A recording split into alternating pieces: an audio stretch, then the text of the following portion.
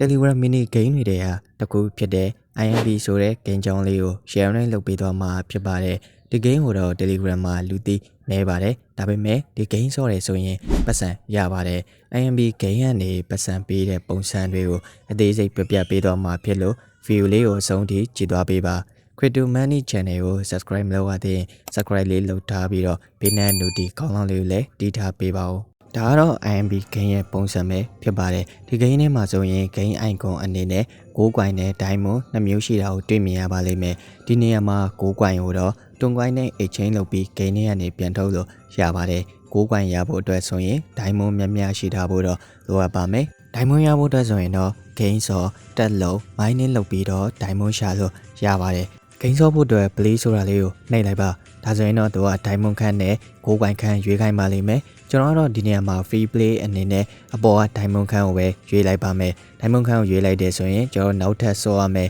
ဂိမ်းတစ်ခုတည်းကိုရောက်သွားပါလိမ့်မယ်ဒီနေရာမှာခဏတော့စောက်ပေးရပါမယ်ဆိုတော့ကျွန်တော်ဂိမ်းထဲရောက်ပြီဆိုရင်ဂိမ်းကဘလို့ပုံစံဆော့ရတာလဲဆိုတော့ကျွန်တော်ဒီမြေပုံထဲမှာအခန်းတွေအများကြီးရှိပါတယ်ဒီအခန်းထဲကိုကျွန်တော်တို့ကဝင်ရမှာဖြစ်ပါတယ်ဥပမာဆိုရင်ကျွန်တော်ဒီအပေါက်ဝအခန်းလေးကိုရွေးလိုက်မယ်အဲ့ဒါလေးကိုနှိပ်လိုက်တယ်ဆိုရင်သူကအဝါရောင်လေးပြသွားလိုက်မယ်အဲ့ဒီအခန်းထဲကိုကျွန်တော်တို့ကရောက်သွားပြီပြီးရင်ဒီမှာလောင်းကြီးအနေနဲ့ diamond ဘလောက်ထည့်မှလဲရွေးချယ်လို့ရပါတယ်ကျွန်တော်ဒီမှာ diamond 100တန်ရွေးပြီးတော့ diamond 200ထည့်လိုက်ပါမယ်ကျွန်တော် diamond ထည့်ပြီးပြီဆိုရင်တော့ဒီအပေါ်ကစက္ကန့်ပြည့်တာလေးကိုစောက်ပေးရပါမယ်ဒီ diamond ထည့်ပြီးရင်အခန်းပြောင်းလို့မရပါဘူး diamond မထည့်ခင်ကျွန်တော်တို့ကြိုက်တဲ့အခန်းကိုပြောင်းလို့ရပါတယ်ဒီမှာဆိုရင်လည်းစော့နေတဲ့သူတွေအများကြီးရှိပါတယ်ဒီလိုစက္ကန့်ပြည့်တဲ့အခါကျရင်ဘာဖြစ်လဲဆိုတော့သူကအကောင်ထွက်လာမယ်အဲ့ဒီထွက်လာတဲ့အကောင်ကသူအခန်းတစ်ခန်းထဲကိုဝင်ပါလိမ့်မယ်ကျွန်တော်တို့ရောက်နေတဲ့အခန်းထဲကိုဝင်လာတယ်ဆိုရင်တော့ဒီ game က loss ပါတယ်ဒီလိုမှမဟုတ်ပဲတခြားသူတွေအခန်းထဲကိုဝင်သွားတယ်ဆိုရင်တော့ကျွန်တော်တို့ game ကနိုင်ပါတယ်ဒီနေရာမှာသူထွက်လာတဲ့အကောင်ကတစ်ကောင်ဖြစ်ချင်လဲဖြစ်မယ်၄ကောင်ဖြစ်ချင်လဲဖြစ်မယ်တစ်လဲနဲ့တစ်လဲတော့မတူပါဘူးဂိမ်းမှာကျွန်တော်တို့ကနိုင်သွားတယ်ဆိုရင်တော့ diamond ရပါတယ်။ diamond ကတော့ကျွန်တော်တို့ထည့်ထားတဲ့အမောက်ပုံမူတည်ပြီးတော့နှစ်စားပြန်ရတာမျိုးတော့မဟုတ်ပါဘူး။ဥပမာကိုက200ထည့်တယ်ဆိုရင်220 250အဲ့လိုမျိုးရတာတွေလည်းရှိပါတယ်။ရှုံးတယ်ဆိုရင်တော့200လုံးရှုံးပါတယ်။ကျွန်တော်တို့ကဒီနည်းနဲ့ gain ဆော်ပြီး diamond တွေရှာသွားလို့ရပါတယ်။ပြီးတော့ကျွန်တော်တို့ဒီဘက်ဘေးမှာတက်ဆိုတာလေးရှိပါမယ်အဲ့တက်လုတ်ပြီးတော့လဲ diamond တွေရှာသွားလို့ရတယ်လို့ပြီးရင်ဒီအောက်က game ဘေးနှမ်းလေးမှာအပင်ပုံစံလေးရှိပါမယ်အဲ့ထဲကိုတစ်ချက်ဝင်လိုက်ပါပြီးရင်တော့ဒီအပေါ်က3ခုမြောက်မှာပူးဆိုတာလေးရှိပါမယ်ဒီပူးထဲမှာကျွန်တော်တို့ diamond တွေကို mining လုပ်လို့ရပါတယ် diamond mining လုပ်ဖို့အတွက်ဆိုရင်တော့ဆက်ဝယ်ပေးရပါမယ်ဆက်ကိုတော့အနည်းဆုံး 0.1 ဒေါ်လာတန်းနဲ့စပြီးဝယ်လို့ရပါတယ်ဒီမှာဆက်ဝယ်ပြီးတော့ကိုက mining လုပ်ထားတယ်ဆိုရင်လည်း diamond ရတယ် gain ဆော့လို့နိုင်တယ်ဆိုရင်လည်း diamond ရတယ်လို့တက်လို့ရင်လည်း diamond